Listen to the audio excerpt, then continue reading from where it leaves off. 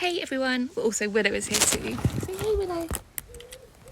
We're outside and it is just gorgeous, but I wanted to answer this question. So hopefully I can get it in one video, but we'll see how we go. So in answer to your question, is it primary or secondary to the EDS? Well, actually they think I've had it all my life. It's just kind of been suppressed and it's always been, there's been symptoms, but we've not realised that actually that is Addisons because we put it down to other stuff.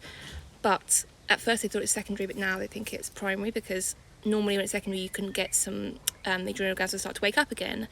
But mine unfortunately didn't, and they're very there's nothing there at all. So there's other signs and symptoms that make sense that it's actually much more primary and it's been there all along. But there's a story behind it. Trigger warning, this shows a burn, so if you don't want to see, don't look. So that was, I had an awful burn and there was some more bits that you can't see there. And yeah, that happened over a bowl of pasta. Well, I dropped the hot water over me by mistake. I had a kind of POTS episode and then I lost consciousness, and there's a bit more of a story to that, and Willow saved my life. If do you want to hear about how she saved my life? Some of you may know, some of you may not. If you want to hear the story of how Willow saved my life when I had the burn, let me know below.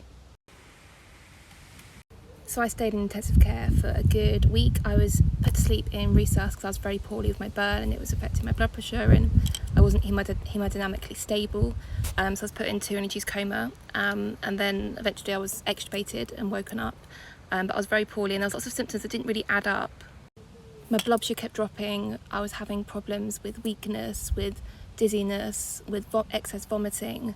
And then seizures, and then that can lead to full arrest. Like I said, it's not common with most people with Addison's, but my body was in complete adrenal failure. It wasn't working at all.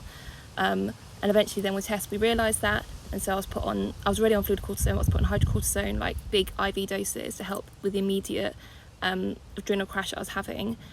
And I then, because I'd been on steroids for a little while, if you're on steroids for another reason, your adrenal, you can have problems with your adrenal glands, that they kind of get suppressed and they stop doing the job because they've got the steroids to do it, and that's secondary.